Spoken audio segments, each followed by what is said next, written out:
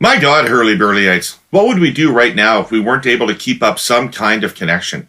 Self-isolating is challenging enough without technology that helps us talk to friends, family, and co-workers. Not to mention listen to your favorite podcast hosted by someone who takes life philosophy tips from Caddyshack. So on my deathbed, I will receive total consciousness. So I've got that going for me, which is nice. Our presenting sponsor, TELUS, is working hard to keep Canadians connected to what matters most, and that's especially true during COVID-19. Here's a story shared recently by Nathan Doris, a wireless network technician for TELUS. Based out of Grand Prairie, Nathan ensures cell lines are working properly to eliminate outages and interruptions. He recently got a call that a cell site in Hamburg, Alberta was down. Nathan jumped into support immediately, traveling 24 hours through the northern Alberta bush to maintain cell service for workers in a remote work site. In Nathan's words, "I get such satisfaction being able to connect people back together. The people in Hamburg are completely isolated. What if it was my family member out there and there was an accident, and they can't dial out for help because of something that I can fix?" From small towns to downtown urban centers, more than 99% of Canadians can access world-leading speed, coverage, and quality from TELUS's 4G LTE wireless network. In fact, a recent independent report from OpenSignal found that if rural Canada was its own country, it would rank 12th in the world in download speeds. As we all adapt to our new normal during this pandemic, it's more important than ever to hashtag stay strong, stay connected. Visit TELUS.com/stay connected to learn more. All right, let's get this Herle Burly started. We've got another 2-part pandemic pod for your ears today. And if you're brave enough to check us out on the YouTube machine to see the state of my lockdown hair, well, your eyes. In part 1, we have Robert Fife, a man I do not need to introduce to you informed Herle Burlyites. You already know he's the Ottawa Bureau Chief for the Globe and Mail. You already know he's been the breaker of huge political stories like the Senate expense scandal and SNC Lavalin. You already know that, unlike me, his head of hair is immaculate.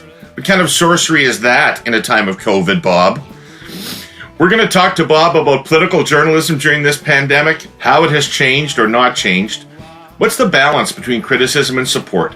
We'll also talk about the state of politics and the Bob Fife reporting method. For part 2 of the pod, we'll bring on the political panel, Jenni, Byrne, and Reid. They'll pick up on that conversation and we'll get into Andrew Scheer and U.S. citizenship and being a liar about it, the rhythm of these Trudeau press conferences, how many is too many, and we'll get to what I suspect is going to be a big, big debate, reopening the economy, whether we should, whether we shouldn't, how we should do it, and what is the specific needle you have to thread from a political communications perspective. Bob Fife, I'm thrilled to have you on the podcast today. Thanks for agreeing to be here and to talk to the listeners of the Herle Burly. Happy to be here. I remember you were the young president of the Liberal Party when I was a young lad. The only mature person amongst us was your spouse, Terry. Terry, that remains the case. She is the wisest one. And I just want to say off the top, Bob, that before anybody gets the sense that, you have a soft spot for me or that, you've treated me differently than others over the years, one of my most vivid memories in politics is halfway through the 2004 election campaign.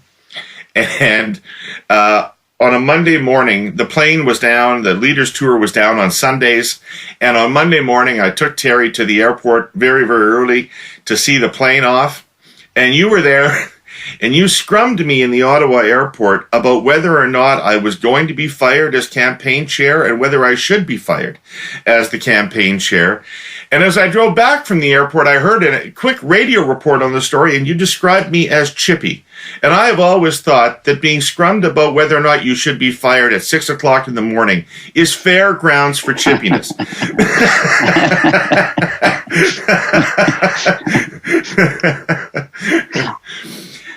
Bob, let's start at the beginning. How did you get into politics? How did you get into journalism? Sorry, you're not in politics. How did you get into journalism? Oh, it's just actually a fluke. I had gone to U of T and I'd finished my undergraduate degree, and I had put myself through university fighting forest fires up in Northern Ontario where I live. And I wasn't sure in the late 70s there were that many jobs, whether I should go to graduate school or become a social worker. I had no idea. basically. And a friend of mine from university said, come and work at News Radio, which had a small, there was a parliamentary radio bureau in Ottawa in those days. There were actually 3. So I went to cut tape and write little scripts. And I said, oh my God, I love this. This is, politics is in my blood. So that's how I started out, not through journalism school, just kind of fell into it. What did you love about it? Well, I was always a great reader of historical novels and political books. So I love the theater of Parliament. I love the camaraderie of meeting members of Parliament and political aides and getting information and writing about it. Ottawa, as you know, is a small town of about 5,000 people. There are reporters, there's the politicians, there's the political aides, there are the senior civil servants, and there's the diplomatic corps. And we're a small town, and I come from a small town, so I've always operated under the assumption this is a small town. You got to get to know you want to find out information. There are some avenues to go in this little town to find this information, and they're lobbyists, of course. So I think I adapted fairly well to it, simply because I took a small town view of it, and that's how I've always sort of operated. It's a networking town, that's for sure. It's a networking town, yeah, and I also operate from the point of view of I always do think of stories through my mother's eyes. What would she think? And my view of this is that most people, at least in the town I came from, work very, very hard. They pay their taxes. They're honest people. And so I always have taken the view that, I'm going to look out for those little people who work hard and pay their taxes and don't like politicians who misspend money or rip them off. That's not all of the facets of what I do as a journalist, but that's one of the facets I've looked at, is how do you look after the interests of people who, are law-abiding and honest and pay their taxes. And when you see people in Ottawa who sometimes they come from small towns like that, next thing you know, they're abusing taxpayers' dollars. So that's sort of how I've operated, or at least initially began operating like that. So I don't mean to age you, but you've been in journalism for a while. One of the things you have worked in print and television and radio, obviously. You've worked for all kinds of different print organizations, from the Sun to the Globe. I think maybe CP in there. No. Yeah, CP. Yeah. Yeah. And one of the things we talk about in this program is what's happening with journalism. And what's your point of view on that? How has it changed?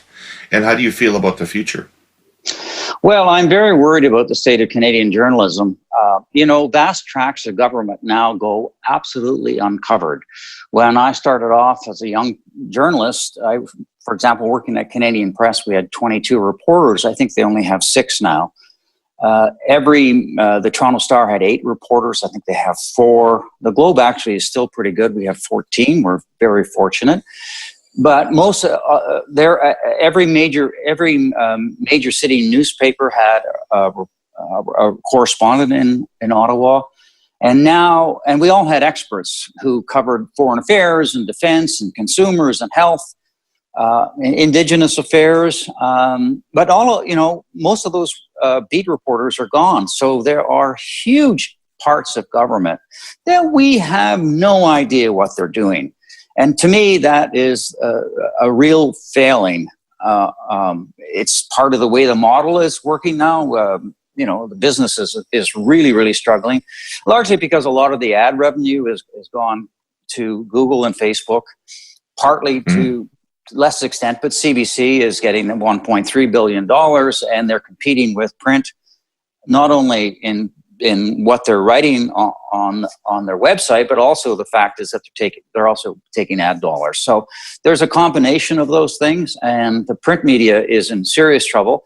And I think television media is going to be in trouble too, because that same phenomena of the ads moving, people are disconnecting from cable, and a lot of people and advertisers are going to take their money out of television. So we're into a real problem here.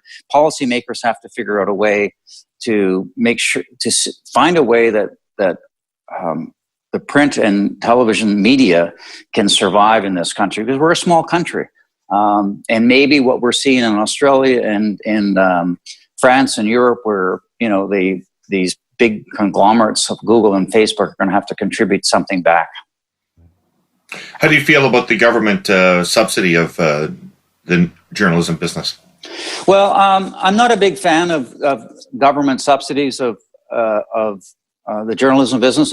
I think there is one way where I thought probably is a good way to go, and that is to provide some kind of a tax break if you subscribe to certain newspapers.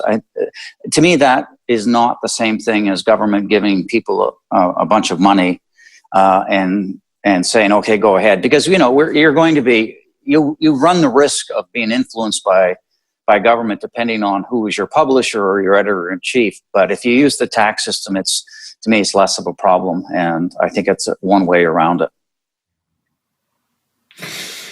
Do you ever feel pressure from above because of business pressures to cover things a certain way? I've certainly felt pressure over the years to not do a story because it involved a friend of a publisher or the friend of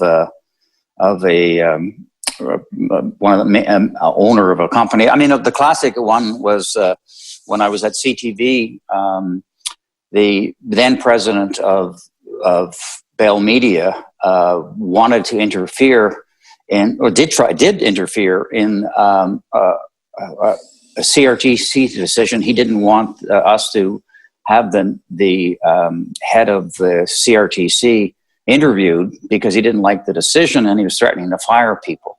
And I remember when I got the phone call, it was like 2 minutes or 3 minutes to 5, and I was told that Don Martin would be fired and any producers would be fired. And I didn't have much time to think, but I couldn't have Don fired because he didn't know what was going on. He was going to be interviewing Mr. Blake. So I grabbed my blind cohort, Craig. I said, "Come with me." Why? Just come with me. I told Don, okay, you got to cancel this. He didn't know why. I sat down. We faked our way through this thing. And I came off and I explained to everybody, and I said, okay, we can't allow this. And so I talked to Lisa Laflamme and her producer, and we agreed that we would do the story. And we did the story. And we didn't get fired, but we thought, because he was threatening to fire us, we did the story. And I thought more would come of it. And because more did not come of it, I leaked the story to the Globe and Mail. And a couple days later, the head of the CRTC wrote a scathing article, a statement about interference from Bell Media in journalism. And lo and behold, the president was fired, and Bell brought in new rules for how the company, the corporate end, should deal with its media properties. So I thought the good guys won that one. Interesting. But so in the context back then of the subsidy, you can see a world in which the owners would have a point of view about your coverage. Yeah, I think you have to be extremely careful. I mean, we're seeing that with Post Media. I mean, how they do wraparounds on elections that are conservative ads. That's very unusual. You can have editorials in support of political parties. It happens all the time. There is a wall actually between the editorial side and the journalism side. But if you start allowing, when you start providing a lot of funding to the media, I think there has to be some kind of real firewalls made here, or otherwise it can be open to abuse depending on who the publisher is, particularly if the publisher doesn't come from a media background and has no understanding of the importance of the free press and how it must be independent and can't be subservient to the powers that be. All right. Was Mulroney the first PM that you covered? No, actually it was Pierre Trudeau. Really? What years did you cover Trudeau? Well, I came in 1978. I was a very young reporter.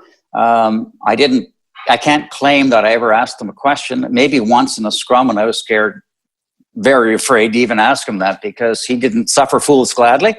And I was here during the Trudeau period. I didn't get out on the election campaigns. I got out on the election campaigns with Mulroney. But the Trudeau, it was a great experience covering Trudeau at his news conferences, and particularly the constitutional hearings, which I had the privilege to be able to cover, where you had a much different view of the country. You had the Angus MacLeans from PI who were talking about the importance of a parliamentary democracy and how you didn't want a charter of rights and freedoms, and you had people like Trudeau and who could argue so persuasively why a charter of rights and freedoms was so important. So it was a really fascinating period of time, and I think we've been enriched by the charter of rights, but with no doubt it's fundamentally changed our country, as Angus MacLean and people said it would. But I think it's been a better system for the country for sure. Is he the prime minister that impressed you the most, or which prime minister impressed you the most? Well, Trudeau and Mulroney impressed me for different reasons, and leaving aside their personalities, they were transformational leaders because, Trudeau brought in the Charter of Rights. He couldn't manage anything on the economy. The economy was terribly run, high unemployment, high interest rates. He just didn't get the economy, but he did. He was. The Charter of Rights has made such a fundamental difference on the economy. And Mulroney, for all of his many faults, the Irish Blarney. I mean, I had a terrible relationship with the guy. He used to call me an effing kneecapper. He didn't like me.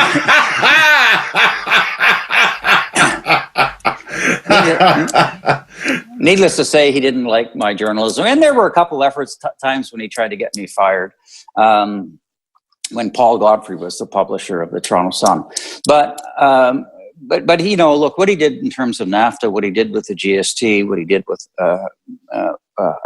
South Africa and fighting against apartheid, what he did in asset rain. I mean, he came in, he used up all of his political capital, but at the end of the day, despite some of his personal flaws, he left the country far, far better. So I think those two were the prime ministers that I see have left a big mark. But Jean Chrétien was a good prime minister too. He wasn't transformational, but he came in after a political system, after Trudeau and Mulroney, the political system was overheated, and he brought some calm to it. Take the summer off, guys. He and Paul Martin got rid of that massive debt that I think has held us in good stead for a long period of time. He didn't get us in the Iraq War. He could have got us into a terrible situation in 2008 if he had agreed with allowing American banks to come in and take over our Canadian banking system, which he said no to. And you imagine what would have happened in 2008 if that had been the case. So, I think Chrétien has been a prime minister more in my view, like Louis Saint Laurent. He was a good manager. Right. Had good common sense. He in some ways he was like Mackenzie King too, because he was able to put his finger up and know where the political winds were moving. Very good. In terms of Stephen Harper, he wasn't an easy guy to cover because he didn't like us. And he was very secretive, and it was very, very difficult to get information out of him. And he's brought the Harper's secretiveness has stayed to this day. A decade of him in government means that we have fewer access to getting points of access of getting information. It used to be up until the Harper years, I could call an ADM or a director general and get information. Not information that's going to embarrass the government, but just basic information so I understand what I'm doing in terms of a story. You can't get that anymore. Now what we get, it doesn't matter whether it's conservative or liberals now, you have to go through a press secretary or communications director. They give you talking points that mean absolutely nothing. So trying to get information out of this government and the Harper government was very, very challenging. But look, Harper got us through the 2008 financial crisis. He deserves a lot of credit for that. But I don't think there's a lot of big things you can point to that said Stephen Harper did all these great things. I don't see these marks. I'm sure Jenni will be fuming and hitting your feet and saying that's not the case, but his record is not that great. So let's talk for a second about Bob Fife, the fucking kneecapper. So why do you think you have that reputation as being consistently the biggest thorn in the side of any government? Well, because I take my job seriously in the sense that I'm not really interested in becoming. Well, actually, here's the way I've operated, and I go back to that little small town thing. I think you have to hold the powerful to account, and if they're not telling us something, then you tell it to the world. So shine the light in areas where they don't want the light to be shone in, and I've always operated from the point of view is that although I get along with people for the most part, and I try never to allow my journalism to be one where I'm going after somebody for personal reasons. If you do that, you shouldn't be in this business. But I also don't. I've never invited a politician to my house, and I never will. And the reason why I don't do that is because I don't want that person someday to say, hey, we're friends. I know you've discovered this about me. Can you just drop it? And I don't want to do that. So I have a kind of a thick skin for that. I just go ahead and do these stories. And for some reason or another, my wife says she can't understand it. People tell me things. And it's not like I'm bribing them with booze or drugs or money. People trust me and they give me information, and I'm happy that they do. And I put it out, and I'm not really afraid of the consequences. Just want to make sure it's right. So most people who give you information, Bob, have a motive of their own. They have an agenda that they are pursuing. And how do you sort through that to make sure you're not getting spun and that actually what you're reporting is true? Well, almost everybody has a motive, for sure. Sometimes it's one that's, quite legitimate. They feel that this isn't right and that Canadians should know about it. Another time it's somebody getting even with somebody, or sometimes it's just a matter if they have information and they want people to know they have information. But everybody has some kind of agenda. My view is I check it out. If it's accurate and it's in the public interest, I'll write it. Is there a difference? Is there a difference between truth and accuracy? Can something be accurate and not true? Well,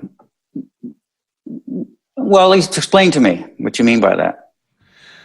That you could be reporting entirely accurately what somebody said to you, and yet that is not the truth of the matter. Well, that's probably the case, and I've probably had instances where that may have happened. I can't think of something immediately, but in other words, you may have somebody may have done something, but they did it for different reasons, and then the conclusions you've reached to. Is that what you mean?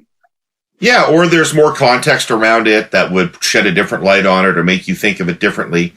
All these stories are very complex stories. So, right.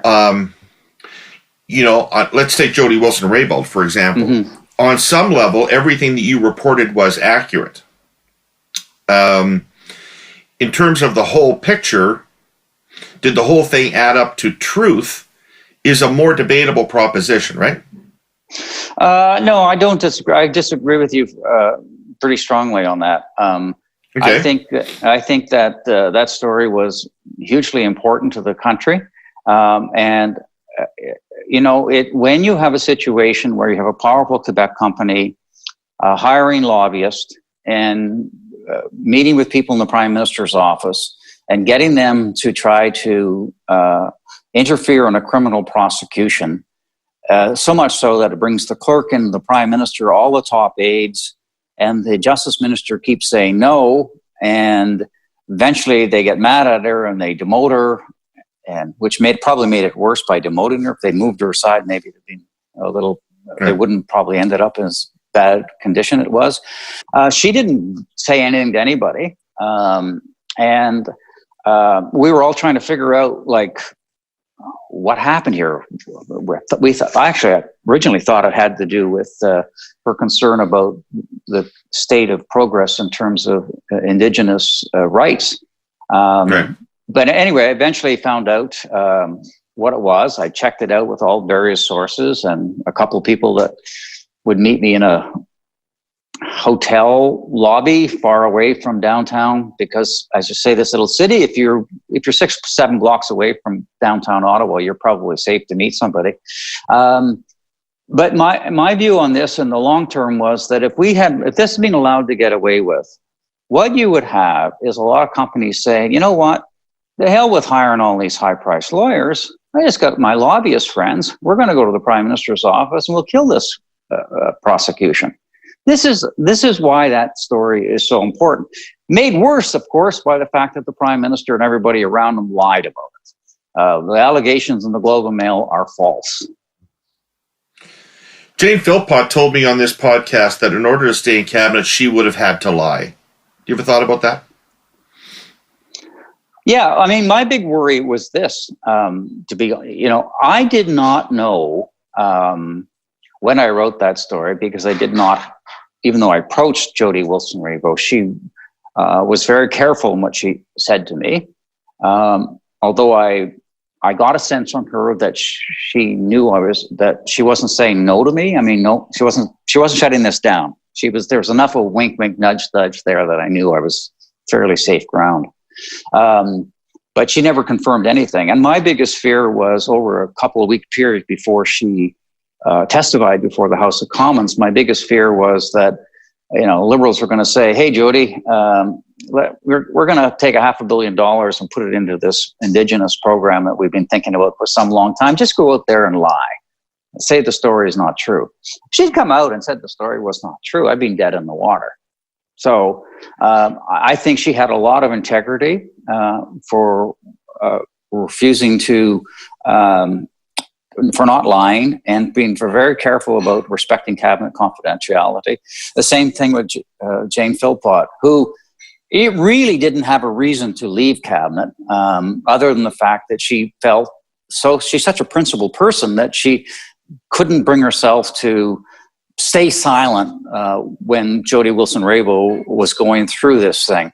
And if you think about her now, can you imagine how much difference it would be if Jane Philpott had been the health minister today, or rather than Patty Hajdu? I mean, she's such a smart woman. She's an educator. She gets this stuff really well. I think we would be in much better shape handling this crisis initially if she had been there rather than Patty Hajdu. Well, which takes me to an interesting place. Do you care about outcomes? And by the way, I'm asking these things not just about you, Bob, in the sense that I think this is a bit of a primer for a lot of people about how journalism works. So I appreciate you taking the time to go through these questions.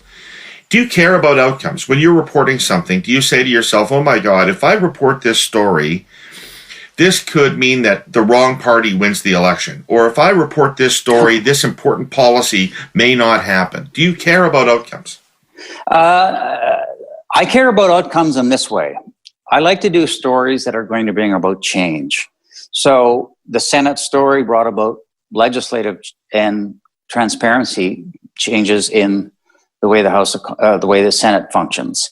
When we did the story on Liberal campaign, Cash for Access campaign, that brought about legislative changes. When we did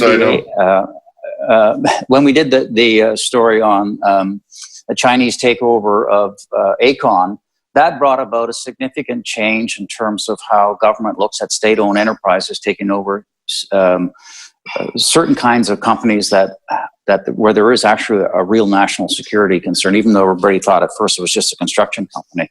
So I do think that you should be trying as much as possible to see if you can make some kind of legislative or better good out of these sort of things. But to your question, yes, I've actually had people say to me, including journalists, which surprised me, how do you feel about the fact that you're going to help Andrew Scheer or the Conservatives get elected? well, I'm not doing this to get anybody elected. They got caught. They're going to pay the price. They'll either win the election or they'll lose the election. But that's not on me. That's on them. And if I start doing that, then I'm become a partisan journalist. And there are journalists that, as we all know, favor one political party over another, and you can see it in their coverage. And I don't want to be like that. All right. So let's get to current affairs, if we could. How does this Trudeau government differ from other governments you've covered? Well, it hasn't had a lot of accomplishments, and it definitely runs. The Liberal Party used to always run on election campaigns to the left, and then sort of hug the middle. This is a government that runs on the left and governs on the left, and they've had some success in terms of keeping a lot of those NDP voters to some extent in their wing of the party, except that he almost lost. And if the Conservatives had a good leader last time, if it had been somebody like Rona Ambrose, I think Justin Trudeau probably would have lost. So I can't say that this is a government full of accomplishments. It's a government likes to talk down and tell and have it's a politically correct government. It's always telling you how you should behave, how you should do this.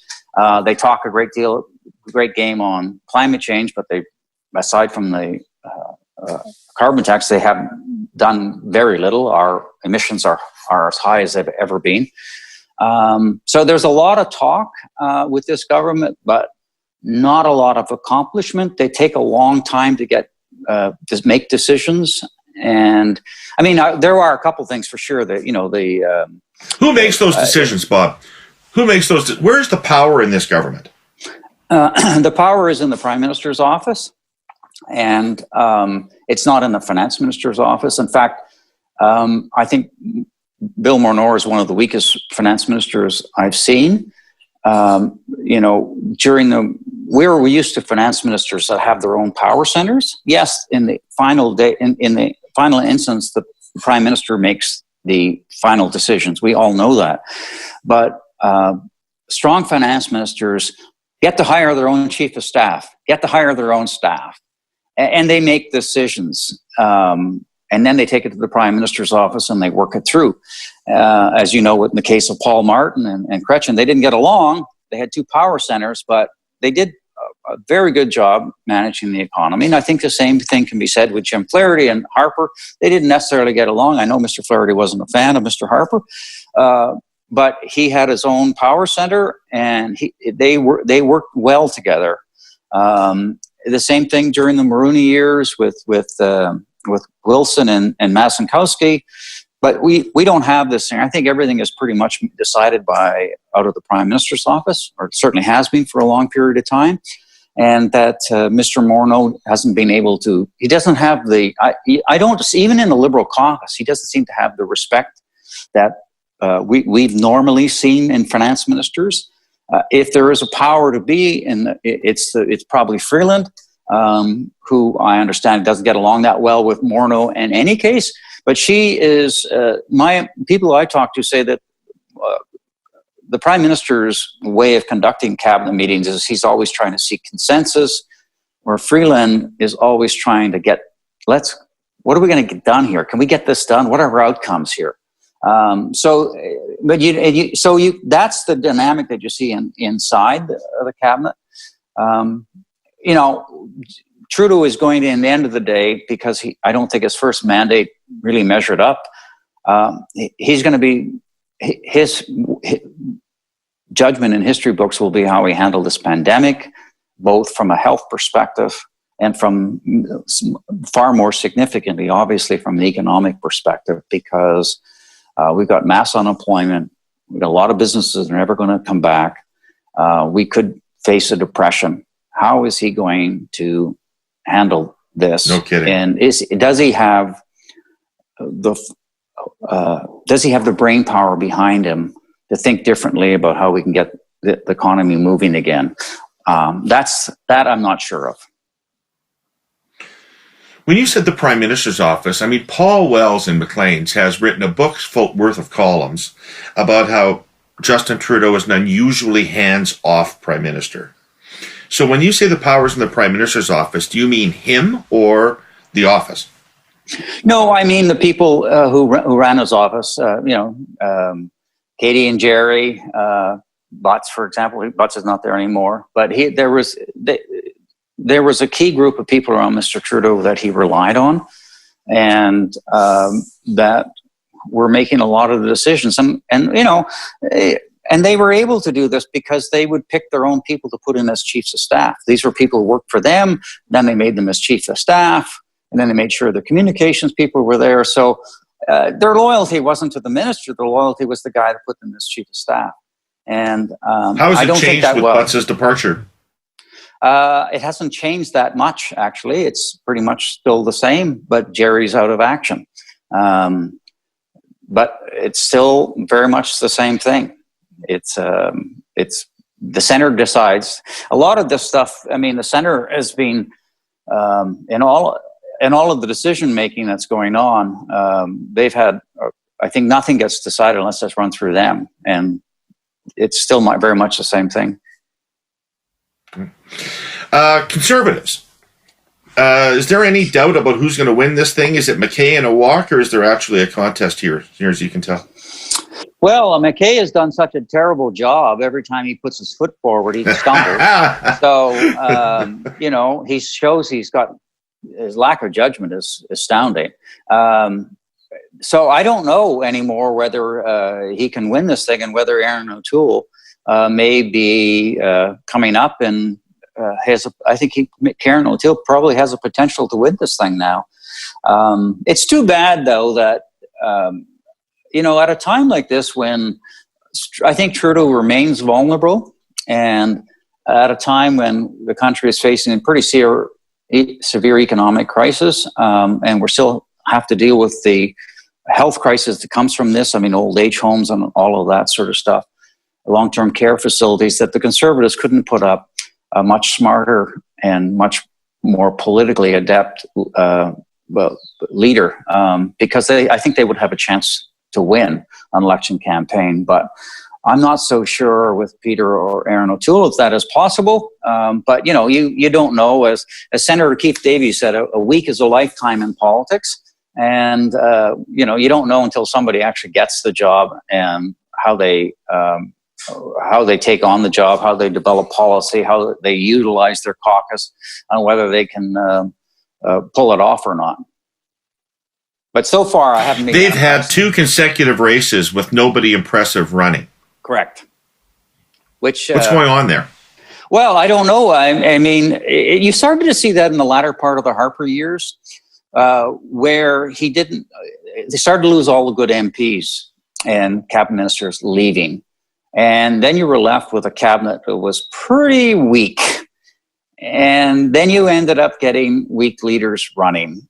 And yet there was a lot of smart people out there that could have come in and decided they didn't want it. They wanted to go off and make money or do other things. And I don't know why that is. I don't know whether they were afraid of Trudeau, or whether they just didn't have the fire in their belly, which, as you know, it is to be a leader. Oh my God, really, it's an awful job.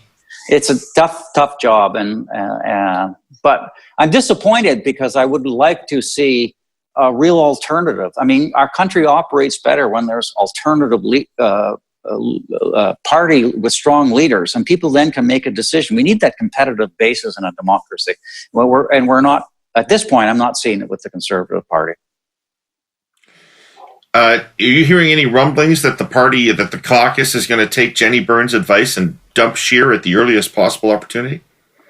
Well, Jenni is right. There are certainly a lot of very, very angry Conservatives at Scheer.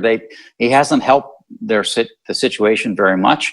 And he certainly looks bad over the U.S. citizenship story, which, by the way, I wrote first back in the election campaign. But, at the other hand, I think that you have to give the Conservative Party some credit, too.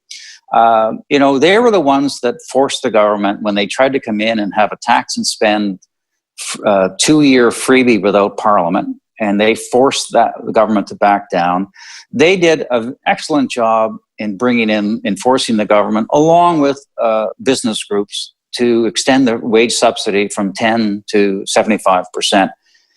They have tried to speak loudly about the importance of having Parliament in session, and they are right, because we have had better legislation and more accountability from having Parliament in session than not having it in session. And even things like the Health Committee summoning Bruce Aylward, the WHO Canadian, he wouldn't come to the committee, but they took their job seriously and they summoned him. Next time he lands in this country, he's going to have to appear before a parliamentary committee. So I think Parliament, I think the Conservatives deserve a lot of credit for pushing on that, because the other parties were happy to say, let's shut down the thing. We can't be having Parliament sit. So from that perspective, they get high marks for that.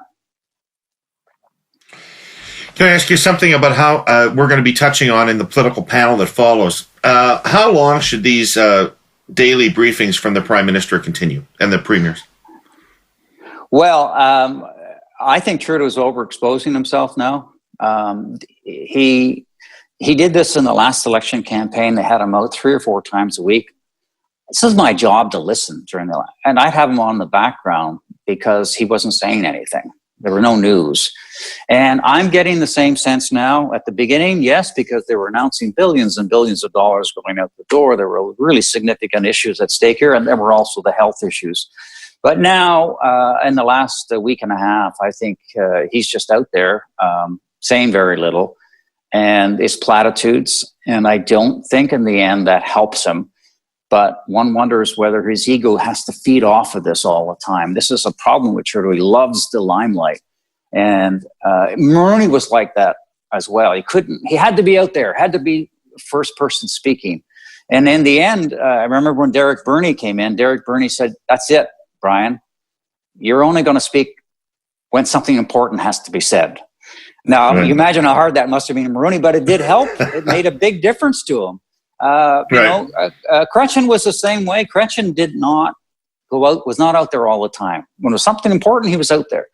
I think the same can be said of Stephen Harper. But this Prime Minister loves the limelight. He's out too much. I think he's overexposing himself. And he continues to do this. It's going to, I think, we'll probably have a negative feedback against that. Awesome. Got any guess as to when the next election is? I think the Liberals, as you know, know all about power, and they don't sit around waiting. They don't take chances. And so I think we're going to have an election campaign in the spring. It's possible they could have it in the late fall. I wouldn't put it past them, but I still think it probably will be a spring election. But I wouldn't roll out the fall. I mean, why give the new leader any opportunity to get himself settled and get policy and get a new team together? That's not the Liberal way. Why take a chance on how the economy is going to end up? Nobody knows.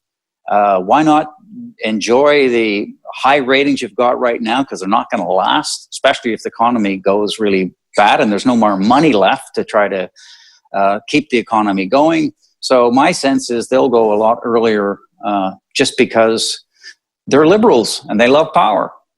You would agree with that? I sure do. I'm a Liberal and I love being in power. Bob, we'll ask you to come back, and I hope you will when that election campaign happens. In the meantime, thank you so much for taking all this time this morning to talk welcome. with us, and keep everybody in politics accountable to us, Bob. And in the meantime, stay safe and take care of yourself. All right. Thank you. Bye. Bye. If we've learned anything over the past few weeks, it's that in times of crisis, governments matter.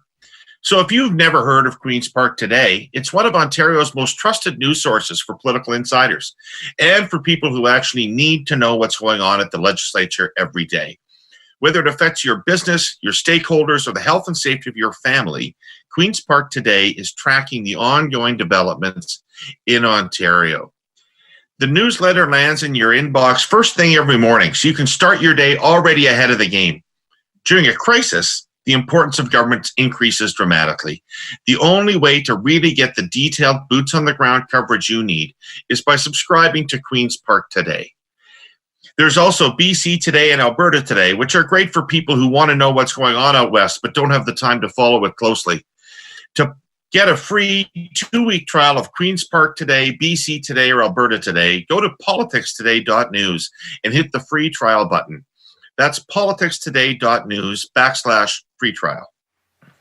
All right, hard on the heels of Bob Fife, we're back with Jenni, Byrne, and Scott Reid in the weekly political panel. Hello, people. Hello. Hello. How are you? I'm good. Jenni, I'm going to start. I know how you are. You've had it with this. I've had it. I said it every week, and as every week goes on, I've had it more. But I think we're going to get into this later on in the pod. Exactly. What are you going to do today? What is your day going to be like today? You mean other than like sitting in my apartment and working? Unlike every other day? Right. Nothing. Have you made any leasehold improvements to your apartment while you've been there? No. No, so you're not doing those kind of ambitious things? No, I'm not. I'm going to be perfectly I will be honest where everyone else will lie and say, oh, I'm doing all of this. No, I'm not baking bread. I am not painting my bedroom. I am not. Scott, surely you haven't let this crisis go to waste. You must have picked up some new skill or hobby. Well, yes. I've become quite a needle pointer, and I'm just pounding the piss out of that wordscape sap. There isn't a word on earth that I can't find. I did do something industrious, I've begun the process of doing something industrious. I went on Monday, and I had to go to 2 different locations, the masks and the gloves and all that kind of stuff, and stand in lines. And I got a bunch of topsoil, and I got a bunch of mulch. So I am going to tackle the lawn when this rain stops. And so there we go. Good, hard, back-breaking, in the soil work, like my Prince Edward County ancestors, and it will bring me closer to this planet and my agrarian roots. Way ahead of you. I've become an obsessive gardener in the last month, and I have the topsoil, and I've got the cow dung, and I'm mixing it all together, and I'm working in flower beds, and I'm weeding. Oh. Yeah. Where are you at on bone meal? Like, is bone meal, like, is it vital? Is it, only if it's fresh. Ah, I see. So I don't even know what someone. Okay, what is bone meal? Yeah. Bone meal's like... you go, Scott. I don't fucking know what bone meal is, really. I don't know what it is either. I assume it's ground up bones, but like, if you're going to call me on it, I don't know. I mean, I don't know. It's got the word bone in it. All right, before we get going, don't talk about comics again. Before we get going, here's my book of the day. It's called Fights of Our Lives by John Duffy. It's a John Duffy is a friend of mine, but that does not influence how terrific this book is. John is a liberal, but John is also a political historian. This book, Fights of Our Lives, covers the most important Canadian elections, and it does so with historical rigor and with a lot of flair for an interesting read. This is an essential primer on Canadian politics if you want to understand what's happened before, how it keeps repeating throughout Canadian history, and what have been the constant cleavage points throughout Canadian history. Great book, great read. Jenni, you're nodding your head. Have you read that book? I agree. I 100%. I love it. It's one of my favorite Canadian political books. Same here. I love John. I love that book. That book, as you say, it has so much flair, right? It's got color. It brings things to life. Like, you're looking at campaigns from, 1930s, 1940s, and John makes it feel like it's happening over the backyard fence yesterday. It's really a fun book. Yeah. So go out and get that book. And now, what'd you hear in the Bob Fife interview, either one of you, that interested you? Go ahead, Scott. I heard lots that interested me. I really enjoyed your exploration of the considerations of journalism when you know you're breaking a big story and you know it's going to cause consequences. What are your responsibilities? What are your considerations? And I thought Bob answered that really honestly, and I thought it was super interesting. And I think that his answer is still complicated. More complicated than I think he conceded. Like, I think saying fundamentally, I'm writing to make change. Well, there are inherent assumptions and value assumptions in that, right? Like, if you're writing to make change, you are saying that the thing that I find when I arrive to report is inadequate, and I'm hoping to produce an alteration in that. And I'm not condemning him for that, but I'm just saying that is a bias of its own kind. I'll let you go next, Jenny. I want to tell a couple stories about Bob, though, because honestly, go ahead. Because unlike you, like when I worked for the Prime Minister, I didn't deal with any media. So me actually speaking to media, to journalists, is a new thing. Well, new in the last 4 years. But I never, my job wasn't communications like yours. So I never had any dealings with Bob or most other journalists. So you would have many more stories than me. Well, I did have to deal with Bob a lot over the years. And let me tell you, there's nothing before or since in my professional life that caused me greater terror than picking the phone up and knowing Bob was on the other end of it. Because it might be a benign conversation, or it might be a bullet that was about to pierce your skull, and it was going to leave you laying bloody and done on the floor. It was Fife the knife, right? Yeah, and I like Bob, and I liked what he said about relationships, right? Bob and I never, we wouldn't go out to dinner. I never went to his house. He didn't come to my house. We weren't pals. We weren't friends. We weren't confused about the foundation of our relationship. One story I'll tell you, and I've watched people make this mistake over the years. Because people will be working when they're on the ascent in Ottawa, and when the wind is at their back and things are going for them and they're in the swirl of it. And Bob will be writing stories that appear to be helpful to their cause. And so they're like, wow. And I can remember in the spring and summer of 2002, the big push was on, was Chrétien going to quit or not? And there was a lot of caucus revolt happening. We were going up, you remember, David, to the summer caucus revolt, the summer caucus retreat. You mean, is this the annual summer caucus revolt? This is the Regal Constellation, right? No, this isn't. We'll tell the Regal Constellation story sometime, notwithstanding David's objection. I have asked for 10 months for you guys. We should dedicate a few minutes to it sometime, because David and I have to set the record straight on that. But this one was in Shawinigan. Remember, they were holding the summer retreat in Shawinigan. Eventually, Chrétien did say, I'll quit in about 37 months, and you guys will just have to chew on it. But what was happening in the run-up to that was almost daily. Fife, who was working for the Post at the time, would write one story after another that would have people essentially exiting the Chrétien camp, like saying, you know what, I do think that Chrétien should step down. Caucus members, other prominent Liberals. And I can remember one day I got a call from John Bryden, who went on to be a senator, and he'd been a very forceful Chrétien supporter. And he said, I'm ready to go public and say that I think it's time, with respect, that Mr. Chrétien should leave. And it was okay. And connected him with Bob. Bob wrote that story. And I remember people saying to me, wow, this is just going great. You just call Bob up and look at the way the story's going, and it all flows out. And I was warning them then. I said, what Bob giveth, Bob will taketh away. And we will be on the other end of that curve. And sure enough, we were. And he went after us. And I can remember, as an example, the other thing I would say, though, and this is not a side that everybody gets to see of Bob, in 2006, when we lose the election, you win, Jenny, you kick our heads in, and I'm about as in the lowest spot as I could be. It was one of, I'd come through beer and popcorn, which is, a whole other story. And I was pretty bruised. It was not a fun time in my life. One of the 2 or 3 sort of worst experiences I've ever been through. And not all of us, Scott, not all of us know the titles of our autobiography from the time we're 30 years old on. Yeah, no, there's no debate over how my gravestone is inscribed. Here lies beer and popcorn, hardy har.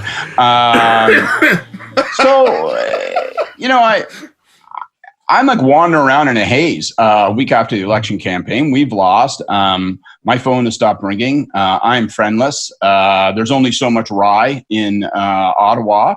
And I'm just sort of pushing through each day. And Bob calls me up and says, hey, listen, at that point he was working CTV, and he goes, we need people to come on and start acting as political commentators. I've hooked you up with the head of the network. I want you on as soon as possible. And I've been doing that obviously ever since. And so that was an act of kindness that Bob didn't need to extend.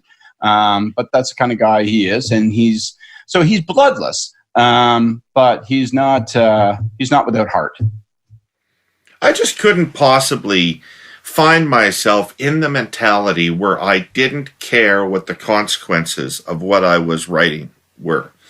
So that's really an interesting mindset to be in as a journalist, which is to say, I've got this thing in front of me. It's probably going to have a pretty big impact on a lot of things that matter to me a lot more than this little thing does, but this little thing needs to be reported. But that's the difference between us being partisans and journalists. Because whether we try to think that or not, we are putting our partisan lens on is how does this affect me? How does this affect the party? How does this affect whatever leadership candidate you're supporting? So that's the difference between it. It actually shows it's the true marking of a non-partisan journalist. Like Bob would fuck us all. That's it right. Doesn't matter which party. And it has. But I don't think I would interpret.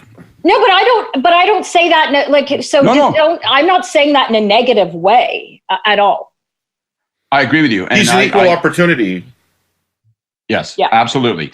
People would say, "Oh my God, I think my hand has been bit by Bob." Well, saw your arm off because he's going to come back and chew the rest of it up. Okay, fucker. And it doesn't matter if your arm is red, blue, orange, or block east. Right. But I understand the idea. I understand the logic of saying, well, I cannot not report something that I know because I'm worried about what the implications are. You don't have the ability to say, no, I'm going to withhold information in that way. I don't think.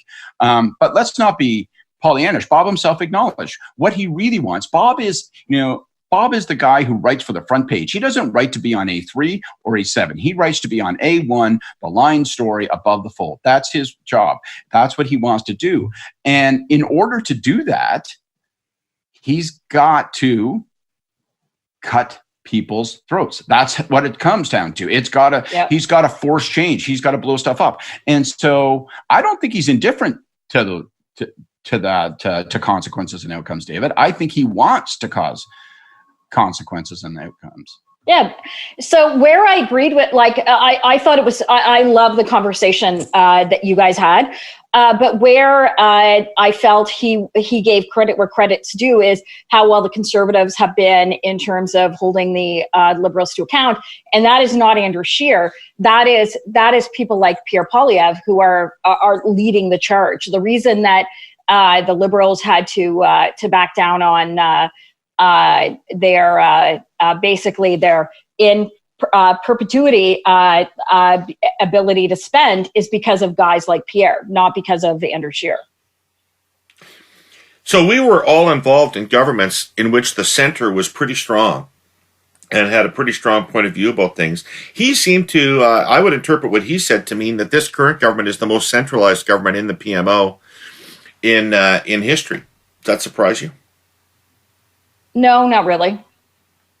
I don't know. That's how have you guys not seen, like I have seen like everyone that used to say that we were centralizing is nothing compared to what the Liberals have been over the last 5 years. I don't know. You know what? I don't for a second. I think this is a unique government in a lot of ways. But I also have a little bit of skepticism on this charge, just because of its blanket. It is a perpetual charge, right? It is an evergreen charge, right? So Pierre Trudeau had the most centralized government in history. And my God, if we could just go back to the wonderful ways of Pearson and Diefenbaker. And then it was Mulroney. Made those Trudeau guys look like pikers. I don't think anybody ever wanted as decentralized a government as Diefenbaker had. That's right. Decentralized and oblivion.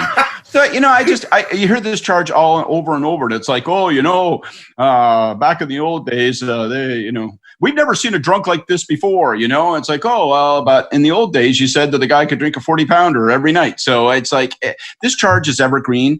I think what's different about this government is that the things that matter, I think lots of things are decentralized in the government. That would be my casual observation. I think there's lots of non-feedback from the center. They go, okay, well, listen, because that's not our priority, we're not really playing on it. And so I think things operate out there on their own in a decentralized fashion in some respects. But when things matter most, they get bottlenecked in this government. And I wonder, like, is that different? And governments. Wait a second, Scott. Name a power source outside. Name a power center in the government outside of the PMO. No, that's a different question.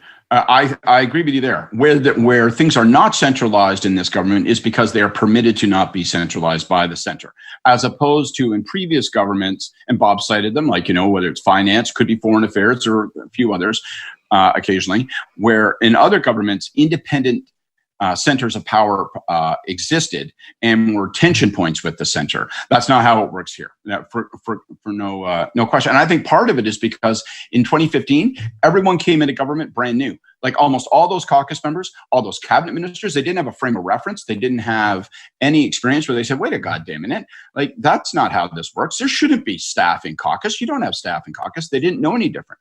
And so that stuff just happened. They established their own culture almost from ground zero. And that's actually a very good point, because I don't know about you guys. The only time I was ever regularly in caucus was when I was deputy chief of staff, and that's if Ray Novak, who was chief of staff at the time, couldn't go.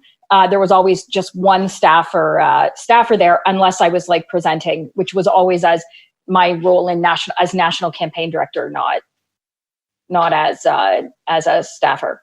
Did you guys have, because to your point, like I remember back in the Alliance days when Stephen Harper won the leadership. He walked into a caucus meeting where people's spouses were like sitting in like the basically the room for caucus, and he was like, "I don't think so. Get out." But that was the cultural. Those were differences. I think that I attended one or two caucus meetings when Paul was the leader of the party. It was not a thing for campaign personnel, certainly, to be brought into caucus. I was expressly not invited to caucus. It would never have occurred to me to go to caucus. If I had gone to caucus, if I had shown up uninvited to caucus, I suppose I went a couple times invited, but maybe to speak about something, not very often. Maybe once or twice in all my 15, 16 years up there. But I think when we were in the PMO days, if I had wandered in uninvited into the caucus, I would have left with a torn tie and steel toes between my legs. Like, I think it would have gone bad, man. You're expressly not wanted there. Now, different governments set different rules and they have different cultures. These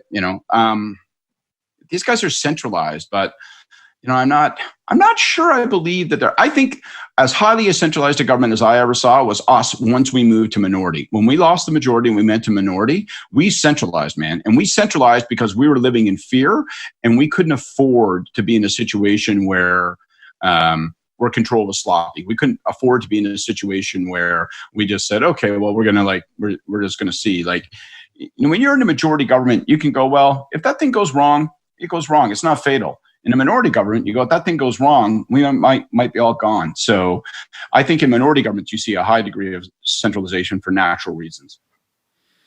Agree. Okay. So this week, Andrew Scheer let it drip out that he does not intend, after all, to apply to have his U.S. citizenship revoked. And that which obviously he never intended to do in the first place. Obviously never intended to do, unless he was elected prime minister, never intended to do it. And my view is that he may think that he's gotten away with this in the dead of night, but I think this is a scarring incident for him. And if he had any hopes that if in the future he was going to be Joe Clark to Peter MacKay or Aaron O'Toole's Brian Mulroney and be the former leader who had a distinguished place on the front bench of the government. I don't think that's true. He may run again at Regina Capel if he wants and probably win, but I think he's finished as a player in national politics, and I think this ugly incident was the capper. Yeah, well, and that's saying something. Andrew Scheer is no Joe Clark. There's no Stéphane Dion. He's no Stéphane Dion. I don't know what to add to it. I mean, obviously the issues, people, it's funny, you watch Twitter, right? And people get all jacked up about this stuff. Well, I never thought there was a problem with dual citizenship before. Of course there wasn't. And it's not even about the contradiction and hypocrisy in his position that he held when he was attacking the GG and then when he had, right? It's the fact that he didn't think as a leader, that he had an obligation to his own caucus and party, to disclose that this was the case going into the election so that his party wouldn't suffer 3 days of being punched in the head as he stumbled around looking for an answer. And it also, and then to repeat the same mistake by blindsiding his caucus again and saying that he's halted the process, which means he was never honest about it in the first place. And and as you say, who knows, maybe he hasn't halted the process, maybe he never did it. Okay, so Scott, but this is where the only thing I will disagree with you is I actually I have no sympathy for the caucus because they're the ones that chose to let him stay as leader. It was a bad decision in December, and it continues to be a bad decision. So I have zero sympathy. They all deserve the media that they're getting. They chose to leave him as a leader. Jenni, is there any evidence of any activity that you've been urging upon your party, which is to make a change now? Well, but they're not going. See, they're not going to. I said 2 months ago on this podcast. I said in December they should get rid of him, and I have said continuing, but they're not going to. So they are going to keep him as leader, as interim leader, and we will continue to have these stories for the next 3 months. Unfortunately. There's 3 months left, man. That's plenty of time. He can piss in the punch bowl a couple more times before this thing is over. That's like he's got more screw-ups in him, man. These things come natural to him. I don't know if it's doing any long-term damage to the party. I suspect that a new leader largely wipes all that stuff clean, but he's doing a lot of damage to himself, and he's no, the damage that it's causing, David, is that the Conservatives, we do not have a share of voice in terms of anything that's happening on the anything that's happening in the country. And so we have had some wins, as Bob talked about in terms of wins in terms of parliamentary procedure. But at the end of the day, we don't have a share of voice because Andrew Scheer is the leader. And whether our caucus likes it or not, regardless of the profile of other MPs like Michelle Rempel and Pierre Poilievre, they are not the leader. And so we are unfortunately left with the share of voice being Andrew, and he has no credibility. Can I ask a question? I agree with all that. I don't know how anybody can dispute any of that. As we talk about it, I mean, I'm sure Andrew Scheer does, but as we're trying to make the point day after day, who gives a fuck what Andrew Scheer thinks? So he would refute it weekly, I'm sure. Kind of limply and only if asked about it, and then he would run. Is there an historical example of a leader that hangs around after losing and agreeing that they will step down, and they've been successful as an interim leader? I'm trying to think. I don't think there is. All the successful, there's often a halo around an interim leader, but there are people who step in and then they're untouchable. You think about Bob Ray, you think about Rona. I don't know. Are there? I can't think, Pierre Trudeau hung around after his defeat in 1979, and we know how that worked out, right? He rose from the graveyard. Are there examples of leaders who hung around after they said they were going to go, after the party effectively said we'd like new leadership, and it worked out well? I don't think there are. I can't think of any offhand. Him and Mulcair in the modern sense. I can't think of any. In fact, until he resurrected himself, Pierre Trudeau wasn't one of them either. He was a dreadful opposition leader, and the party was desperate to get him off the stage, to get a new face in front of people. Well, the good thing is we've only got 3 more months, and then the Conservatives are going to elect another leader. One of those rock stars. No, but so based on any of the intel that I have gotten from any of the campaigns, McKay obviously has sold the most memberships, which, as we all know, that is what matters. whether they've run the best campaign, whether they have been the best communicators, it doesn't matter. It's how many tickets you sell. And it looks like, from all accounts, Peter sold the most memberships. Oh, so he's going to win. His lead is maintained. The only ever qualification to that sold the most memberships thing, Jenny, is sometimes there's a difference in the quality of memberships in terms of their likelihood to turn out, their likelihood to participate. You can run up a lot of numbers that don't yield many votes in memberships. Yeah, but at the end of the day, this isn't delegated conventions. It's so people have had to pay $15. They actually have to pay it themselves. Like there are all these mechanisms in place that you can't get garbage memberships, as in fake memberships. So we'll see. We'll see if the spin. People are paying for their own memberships. People are paying for their own memberships. Welcome to the Conservative Party. Yeah. No way. Yeah. I thought there were people. You don't have brokers walking around with pockets full of memberships just signing people up? No campaign I've ever been part of. Anyway, so we'll see. Don't tell me it's secret inserts. So anyways, we'll see. Don't tell me it's not done in the Conservative Party, because I remember the Tom Long Quebec campaign. That was the Canadian Alliance, and I worked for Preston Manning. The graveyards were full of active political partisans. So anyways, we'll see in the next kind of week or so. The numbers will be, I assume, will be public, because as the updated lists go to the different candidates. So we'll see. I think Aaron's campaign has been run very well, and that's because of my friend Fred Delory. But at the end of the day, it's going to be how many memberships are sold, and it looks like Peter is probably going to win. You're not worried as a Conservative about having a guy? I mean, we were Bob, as an example, Bob Fife earlier, just offhandedly, in the same way that all of us do, casually, jokingly referred to the disaster of McKay's campaign. So you're not worried about a guy who's run such an obviously piss poor campaign, and it appears as though he's found every single bear trap to step in, then sees the leadership and then expecting him to somehow transform overnight. It's like, oh, well, we'll just hire Fred because Fred was good at running Aaron's campaign. Maybe he can run the operation here, and then suddenly that will make Peter better. Like, how does he get good given how shitty he's been?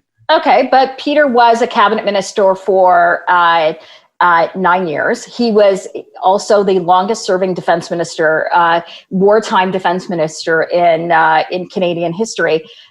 He's had a record up until this leadership race. And so like all things in the world, things are different now. And I think that at the end of the day, I think that if Peter wins, he will end up running a decent campaign. Well, decent is certainly the standard that all of us gun for. I mean, you can hear that Michael Jordan documentary. He's in clip after clip saying, I just worked hard every day so I could be decent. I'm putting the gears to you. All I wanted was to not embarrass myself. All I want is to not embarrass myself out there.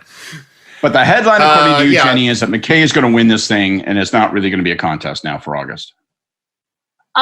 We'll see when the membership numbers come in, but based on all my conversations over the course of the weekend, it looks like he's going to win. Okay. So Jenny's now fully into silk purse mode. What do you mean? Trying to turn that sow's ear into a silk purse. Peter's okay. Who's with me?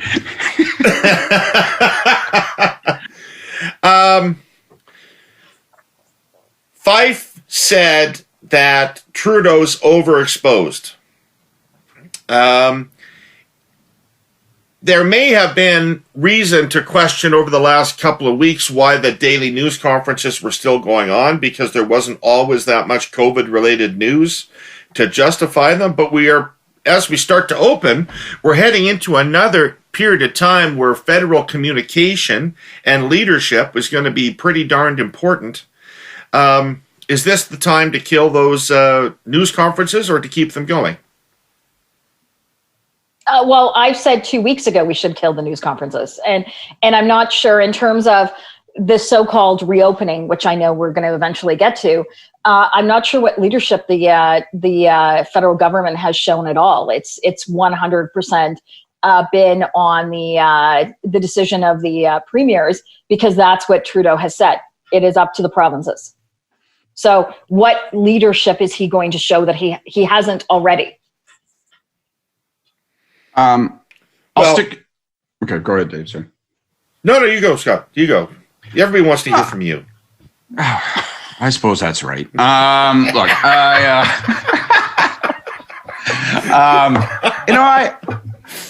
I'll take a pass for now on the what's Trudeau done and all that kind of stuff. Just on from a pure communication standpoint, I think that this rhythm of daily newsers that's been employed largely by everyone. Has worked because we've been in an emergency. We've been in what at least everyone acknowledges and treats as an emergency, the media, stakeholders, the watching public.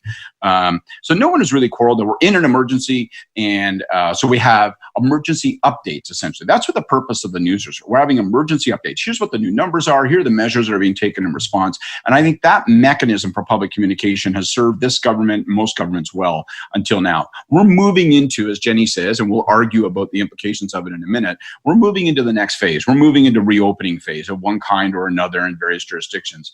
And I think they probably need to reinvent the mousetrap for that. I think that this mechanism of communication is not going to be as successful for what's coming. So, for example, I think that I'm not sure I agree with Bob that Trudeau's overexposed, but I don't think you want him as much the tip of the spear in this next phase as he has been. I'd want more line ministers talking about line responsibilities and managing various aspects of it, and let the Prime Minister speak less frequently. I think you want to be in a situation where you have fewer daily announceables. You're not looking like you're struggling to produce things and announceables on a daily basis. Though it's you don't need a message of the day kind of thing. That's right, exactly, and I think I would say this is going to be more treacherous political territory in many ways, and so I think I would not maintain the same structure for what is going to be decidedly a different phase, and I think there would be great political risk if they did. Well, you are the leading expert on comms, political communications in the country, Scott, and I want to put you on the spot here. I want to put you on the spot here because I'm kind of getting obsessed about this, which is that opening up and some return to normalcy, stage 1, stage 2, stage 3, requires an entire shift in mindset from the public, from doing everything we can to minimize our exposure to the virus and minimize the risk to us, to taking on risk, to saying, there's no vaccine. That virus is still out there. I'm going to go to work. I'm going to go to the movie theater. I'm going to go to dinner. I'm going to go visit people in the park, whatever it is. That is a totally different mindset. There are no guarantees. The government cannot assure people of their safety when they go out there. In fact, quite the opposite. There's no mission accomplished banner behind us, and yet we have to change our behavior from what it's been. And the government has to credibly persuade us that we can confidently take that risk, that we must take that risk, that we cannot hide in our homes anymore. I'm really struggling with how this is going to get accomplished without a lot of difficulty and a lot of division in society. Well, I'll go first, and I'll say this. The textbook for crisis comms in a circumstance like this, when you're presented with a public health emergency, is whether you're a political leader or the president of a hospital or whatever, is that you begin with a value statement that says nothing matters more than public well-being. And we are going to do everything we can within the boundaries of what we know and what we can do to ensure people's well-being.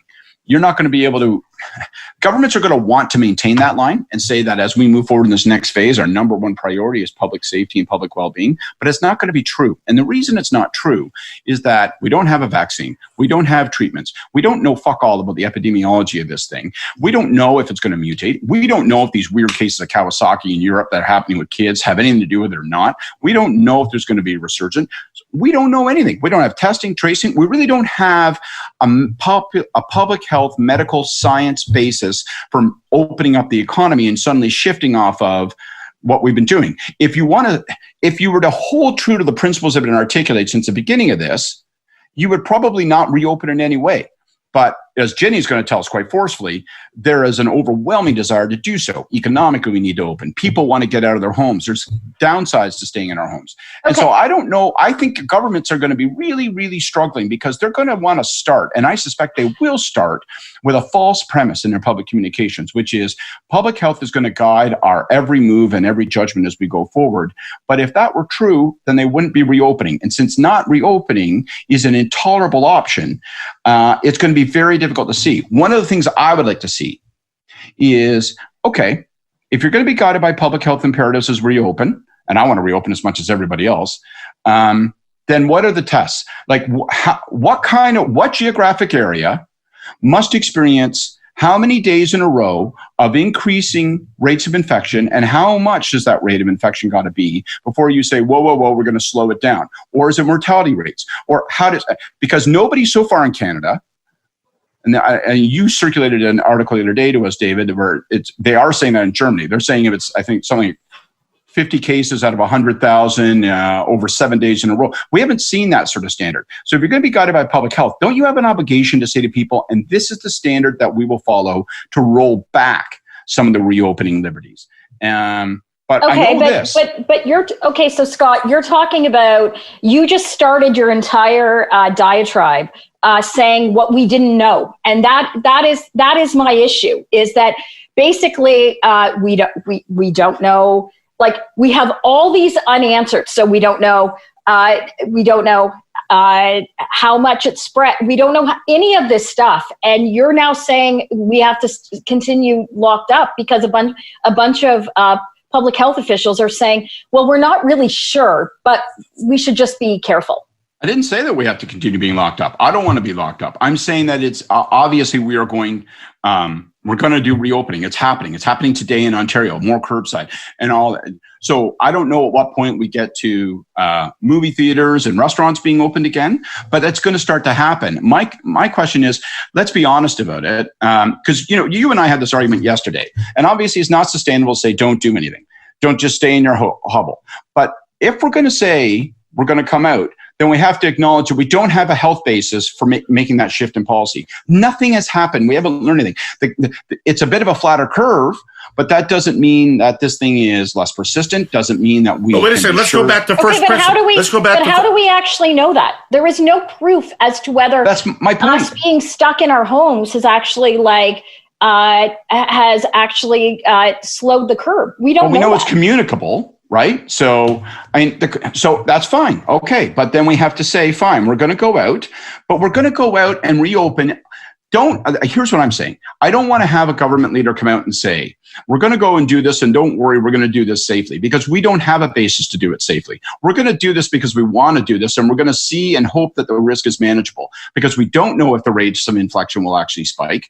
And we don't know if rates of mortality will spike. And if they do, I guess we'll have to react to that. No, but we can't pretend. But wait a second, you guys, wait, let me jump in. Politicians are keeping us all in their home because the pox on all of their homes is that basically they let this run rampant in long-term care facilities. And BC did what should have happened in every other province back at the end of February, and they locked down long-term care facilities. And so the fact that seniors are more at risk for this is been the basis of politicians' decisions over the last 2 months, and it's irresponsible. Okay, I'm going to argue that there was a fundamental misunderstanding by the public about the policy at the very outset, which is going to really exacerbate the problems that Scott is talking about. And that fundamental misunderstanding was what our policy was for. Flattening the curve was not about minimizing risk to us. Flattening the curve was about ensuring that the healthcare system could manage the flow of patients coming from COVID-19. And so you were 100% right. Now, and so flattening the curve didn't mean the virus went away. So the idea from flattening the curve was always that we would re-enter this world with some risk attached to it, right? As long as we were at a rate of infection that the healthcare system could handle. That was the policy. The policy was never a zero risk, and there is no policy that is zero risk from COVID, not in the foreseeable future. I think so, it's hard. I'm sorry. Go. I think it's tougher than that. And I think you'll agree with this, Jenni. I think it's actually tougher than that. Zero risk is a bit of a straw man. There's never zero risk. But we don't have any sense of the risk. Like, there's no way to handicap the risk, right? Like, Jenni will make the argument, we haven't seen cases rise in Florida. Fair enough. Maybe they will. We don't know if that means that they won't. We just know that they haven't. So the reality is we can't say that there's no risk. We can't say what the proportion of risk is. We have no idea. So my point is that as we reopen and we try to do it carefully, one of the problems that governments are going to be confronted with is they will start, you watch, out of rote, they will start by saying, we're going to take these measures safely, responsibly, with public health first and foremost in mind. And I'm saying there's actually no foundation to that statement because we have no idea how to handicap the risk. We have no idea what happens once we start reopening. I'm not arguing that we stay in our homes and our basements, Jenni. I'm just saying that we can't reopen and say at the same time that we're doing it in a way that we find demonstrably medically safe, because that doesn't actually exist. But we closed based on the exact same logic that you're saying. So we actually closed based on like to David's point. So we were supposed to weather the curve for like 2 to 3 weeks, and it's been over 2 months now. Based on what facts? Okay. Yeah. What happens? I want to ask, because I know you feel, and you're not alone. I'm going to guess you're in the majority of opinion. No, I'm in the majority. I just admit what other people are thinking. Okay. Hooray. What I'm saying is, what happens if, let's say we start opening up the economy like we're going to do, like we're doing a little bit in Ontario today. Let's say that rolls. So let's say it's mid-July. And at that point we go, holy smokes, what if there's a significant increase? I don't know, take a geography, like what if in Ottawa or Toronto, a city, what if we see a dramatic increase in the number of infections? And what if we see an increase in mortality?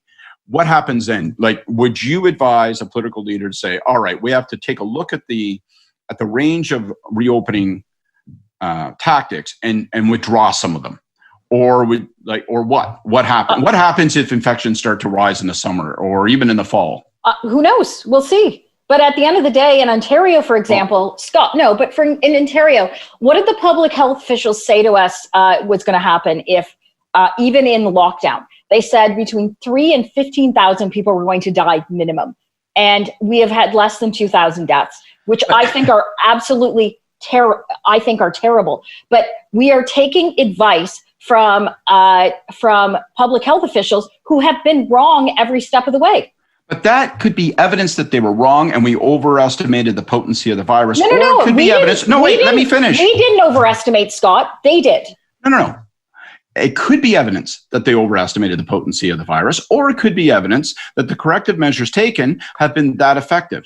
And that if we abandon them, we may see rising increase of rate. So you and I have worked for prime ministers and premiers. So I'm just saying, what's the question? The reality is that we're going to see reopening. If infection rates and mortality rates start to rise, and if, God forbid, that occurs, what advice do you tender to a prime minister or premier? Do you say you have to start to roll back some of the reopening, or you just say it's joker's wild, folks, and we're just going to have to live with this new measure of risk, and it's bigger risk than we expected? I'm not trying to set them up as straw man options. Like I'm saying, I don't know what people will do. What would you advise the prime minister if you're working? Well, I don't know. I guess we'd have to see what would happen. But we've seen zero evidence that is actually going to happen. But just because we've seen zero evidence, one of the things that Jenni's been saying on the show that I'm hearing a lot of people say now is that the public health experts need to be an input into government decision-making. They should not be delegated government decision-making. And that there are more inputs into the right policy mix here than just what the healthcare experts say. So that's a pivot that I found, because a month ago or so, all you heard was follow the health, listen to the health experts. Now I'm hearing increasingly people asking for some balance in policy. But the thing I want to say is that at the core of the conundrum that we're dealing with here is a massive, massive failure of government.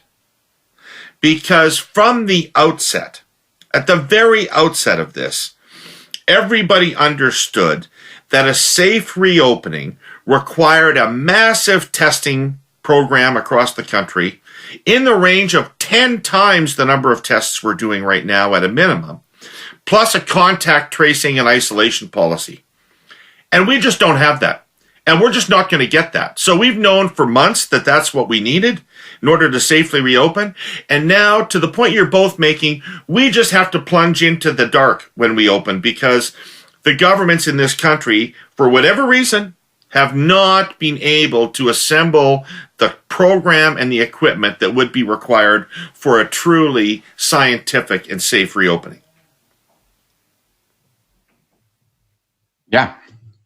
And just because we've been driving at night with our headlights off and haven't hit anything for 3 months doesn't mean that we're not going to continue to not hit anything when we drive around, or if we say, let's put more of those cars on the road at night with their headlights off. So government can offer us, because of the absence of testing and tracing and all the other inadequacies, government can actually offer no public health assurances with respect to risk. We can't say the risk is about this big. We can't say the risk is about that big. So I think government has at least an obligation to say, if we see this rate of increase in this area, then we're going to act. But we haven't heard government say that, and I'm puzzled as to why not. But Scott, that's the issue. We are having governments basically being led by public health officials that have none of that information, but they are making decisions that affect all our lives and our livelihoods and the economy. We are a country that is going to have... What's the alternative? Astrology?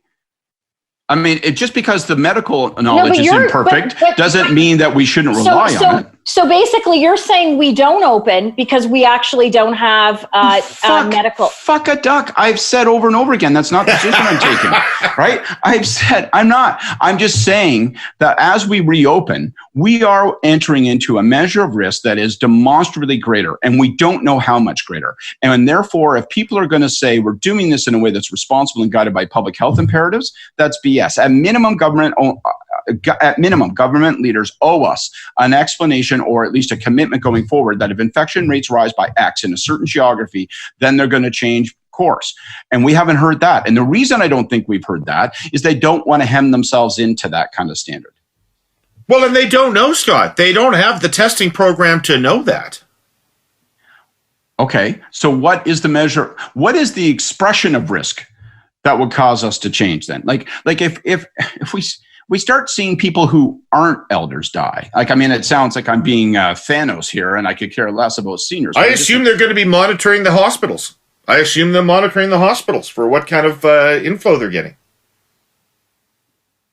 Well, I just know this. I know that when the first political leader steps up and says these reopening efforts are being managed carefully and guided by public health imperatives, and that remains our number one priority, they can't say that with a straight face because they don't have a defensible basis to make that claim. But this is why politicians have to make the decisions, because it's not just about people that have COVID. It's about people with elective surgeries, people with cancer and cardiac surgeries that are now going untreated. There are people that mental health addiction and addiction of people. So these are the reasons why it just can't be public health officials making decisions strictly about COVID. There are it's not just the economy. So it's not like it's just the economy, but hospitals are sitting at 50% capacity now, and people aren't getting cancer treatment. They're not getting cancer surgery, and I get all that's that. wrong.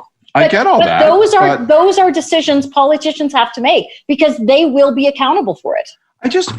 Fair enough, but I don't buy the premise that politicians have surrendered or forfeited their leadership. They've made decisions based on the medical and public health advice that they've been able to receive, imperfect though it may be. And so, but I think probably where we agree is that going forward, they're going to more directly bear responsibility and accountability for the decisions they're making, because they'll be able to hide. They better not over-reassure. Public health. That's what I'm saying. They better not over-reassure. And agreed. They should be held accountable for it. And they should have been held accountable for it for the last 2 months, but politicians are hiding behind public health officials. And to be fair to the public health officials, it's not their job to guide government policy. So I think that's too severe. Maybe I'm all wet. I think that's too severe. I don't know how any political leader in this rapidly evolving environment was supposed to not base their decisions overwhelmingly on what public health officials told them to do and told them was safe. I mean, what else could you do? And as our knowledge, as they failed to get testing in place, and as our knowledge continued to be inadequate, then those decisions come under greater attack. But I don't know what you would have done in March. I think the greatest failure is that we didn't act earlier. If you want to be honest about it, looking backward, why didn't we heed the warnings in mid-January? I guess because we didn't take them seriously, because they didn't seem big enough and they didn't seem close enough. No, because the Liberals were too busy making fun of Donald Trump for shutting down the borders the first week of March. Oh, okay. Let's trust the dude who's drinking Clorox, okay, and taking pills that don't work. No, but we haven't even as bumpy as this conversation's been, we haven't even scratched the surface of this issue. There's a million things that interest me about this. Some of it is class-based, for example. So if you're the type of person that flies in an airplane to your job, they're now saying that it is not safe to have a middle seat in the aircraft. But if you are a person that works as a cleaning person in a building downtown, you are expected to get on the subway and or the streetcar. Well, how is it possibly safe to be on the subway if it isn't safe to have a middle seat in the airplane? All these rules are being writ in smoke. They're being made up as we go along. I mean, they really are. And I think people are doing their best to make them as well as possible. But all those gaps get exposed. Then hopefully people go, hey, what about? And the what abouts lead to better policies. But man, it's going to be a bleeding headache for the next, I don't know, who knows, 2-3 years. All the more reason for Bob saying that the election's this fall, right? Well, I think he said early spring, didn't he? He said I wouldn't rule out the fall. He said spring, but I wouldn't rule out the fall. This is something I agree with Scott on. I think he said last week it'll probably be spring, and I agree with that. I see zero way they could actually have an election there is zero justification to have an election this fall. I bet you this debate, let me put it this way, I don't know, I don't want to bet you, but I think possibly the debate we're having right now could provide a credible foundation for an election, because we may find a month from now that these debates are so heated and that these conflicts are so pronounced that governments are justified in saying, you know what, God damn it, we got to go to the people and get some kind of mandate going forward, because we have competing visions of how to proceed in this kind of uncharted territory. Possible. Why do you have a new policy of not wanting to bet with Jenni? Because I have $1,000 coming to me, and I don't wish to impoverish her anymore in a world where we don't know if there will be work in the future. My friends, thank you for joining me again this week. You make me feel good. You warm my heart to talk to me about politics and life every week like this. Thanks for coming on. See you guys. Great. Thank you, Jenni and Scott. Thank you, Robert Fife, for joining us today. It was a great couple hours of politics, I think, for people today. I want to thank everybody who listened or watched this podcast. I would especially thank you if you were to take to social media or to the iTunes website to say something about this podcast or spread the word about this podcast. I would like to thank the Air Quotes media team for putting this all together. I'd like to thank Metal Donkers Good for sound engineering this episode. And for all of you, stay safe. Have a good week. We'll be back next Tuesday.